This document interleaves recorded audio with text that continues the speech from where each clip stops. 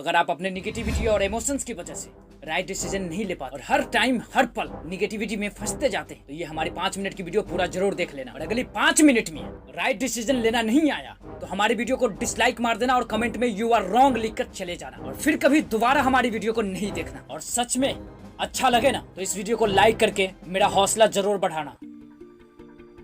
कुछ भी करने से पहले एक बार जरूर सोच विचार कर लेना यार, क्योंकि जो करने वाले हो ना उसके परिणाम तो मिलेंगे ही, क्योंकि जो आप करने वाले हो वो आपका कर्म है और आप कर्म करें और आपका फल न मिले, ऐसा कैसे हो सकता है। बस विचार इस चीज पे करना कि आप जो कर्म कर रहे हो वो निगेटिव फल देगा या पॉजिटिव। बस विचार इस बात पे कर लेना कि आप जो कर्म कर रहे हो वो निगेटिव सोच पे कर रहे हो या पॉजिटिव सोच पे। आप जिस भी सोच पे काम करोगे उस तरह का आपको रिजल्ट मिलेगा। विचार तो करना पड़ेगा मेरे दोस्त, क्योंकि जीवन में अच्छे विचार लाने के लिए विचार करने पड़ते हैं। बुरे विचार तो अपने आप आ जाते हैं। अगर आप अपने खाली दिमाग की अलमारी में निगेटिव नाम के विचार का सामान नहीं रखना चाहते, उस खाली स्थान उस खाली जगह पर पॉजिटिव विचार का सामान भर दे। जब उस विचार के लिए कोई जगह खाली ही नहीं रहेगी तो संभव ही नहीं है कि वो विचार आए।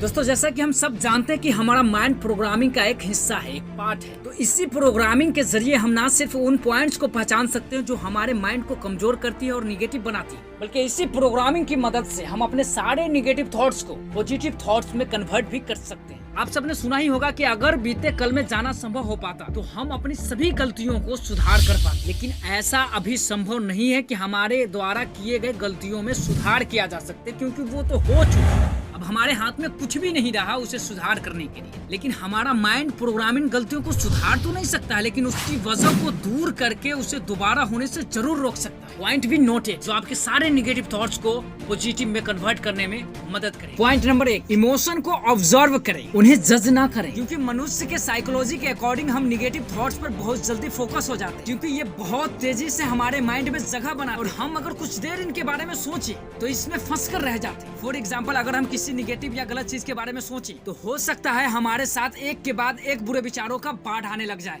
यही वजह है कि हम जितना भी चाहे पॉजिटिव सोच लें, लेकिन एक निगेटिव थॉट्स की वजह से सब कुछ बदल जाता है, सब कुछ खत्म हो जाता है, दुनिया इधर की उधर हो जाती है, पूर्व से पश्चिम की दिशा चलने लगते हैं, दिल और दिमाग की बैंड बज जाती है। और इसकी मुख्य वजह है इमोशन को जज करना। न्यूटन्स लॉ आपने पढ़ा होगा, हर क्रिया की प्रतिक्रिया होती है। इसलिए जब भी हम किसी विचार के बारे में सोचते हैं तो उसके परिणाम निकलने शुरू हो जाते हैं, और अगर हम उन परिणामों में से किसी एक को पकड़ लें और सोचना शुरू कर दें तो फिर उसमें से भी रिजल्ट निकलने शुरू हो जाते हैं। यही वजह है कि लोग कहते हैं कि सोचना ही है तो कुछ बड़ा सोचो, क्योंकि जब आप सोचना शुरू करते हैं ना और उस पर सोचते रहते हैं, उस पर फोकस रहते हैं, कुछ दिनों बाद ये आपका दिमाग आपको आइडियाज देने लगती है, आपको उस काम को कैसे पूरा करने ये बताने लगती है। हर कदम पर आपका दिमाग आपको समझाती, आपको रास्ता दिखाती। हाँ, ये अलग बात है कि निगेटिव थॉट्स के परिणाम बहुत जल्दी मिलते हैं। इसलिए अगर किसी भी अनचाहे विचार से बचना है तो इमोशन के पीछे का थॉट्स नोटिस करें।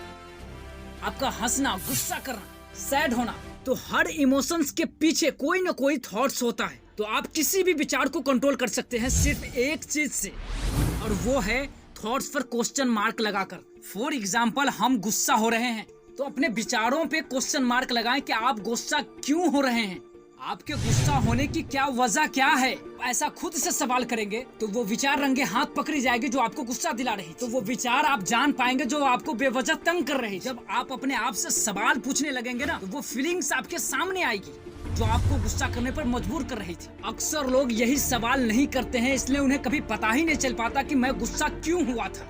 लेकिन जब आप ये सवाल अपने आप से पूछेंगे तो आपको ये क्लियर पता होगा कि क्या वाकई आपका गुस्सा करना सही था या नहीं। और जब आपको ये पता लग जाएगा कि हाँ, यहाँ पर मेरा गुस्सा करना सही है या गलत, तो शायद आप सही डिसीजन ले पाओगे।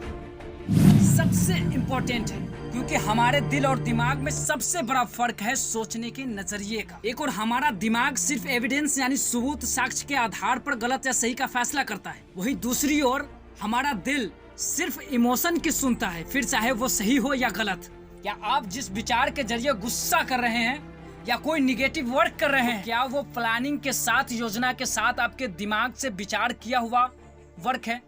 तो क्या वह आपके लिए सही है? मैं ये सवाल इसलिए पूछ रहा हूँ दोस्त, क्योंकि यदि ये सही है और सच में आपने जानबूझकर सोच समझकर विचार करके अगर इस काम को करने का निर्णय लिया है तो आपने दिमाग का प्रयोग किया है, ये आपके लिए सही सिद्ध हो सकता है। लेकिन आपको पता ही नहीं है कि ये काम आपके लिए सही है या गलत। मतलब ये डिसीजन आपके दिल का है, दिमाग का नहीं। और दिल सिर्फ इमोशन की सुनता है, फिर चाहे वो सही हो या गलत। अगर आप निगेटिव थॉट से परेशान है तो उसकी कम से कम एक ऐसी वजह को तलाशे जो सही हो। अगर आप गुस्से में हैं तो उसकी एक वजह होनी चाहिए जो इस बात का प्रूफ कर सके कि आपका गुस्सा सही है, आपका गुस्सा जायज है। अगर आप एक्शन लेने से पहले उस एक्शन पर क्वेश्चन मार्क लगा लिए और ये जानने की कोशिश करने की कोशिश की कि मेरा एक्शन लेना सही है या गलत, तो मैं ये उम्मीद से कहता हूँ मेरे दोस्त कि अगली बार आप इमोशन की वजह से गलत डिसीजन नहीं ले पाएंगे और अपने दिमाग की वजह से सही डिसीजन ले पाएंगे। तो अपने आप से सवाल पूछना हमेशा जारी रखिए। हम मिलते हैं अगली वीडियो में। अगर ये वीडियो आपको पसंद आया तो लाइक जरूर कर दें।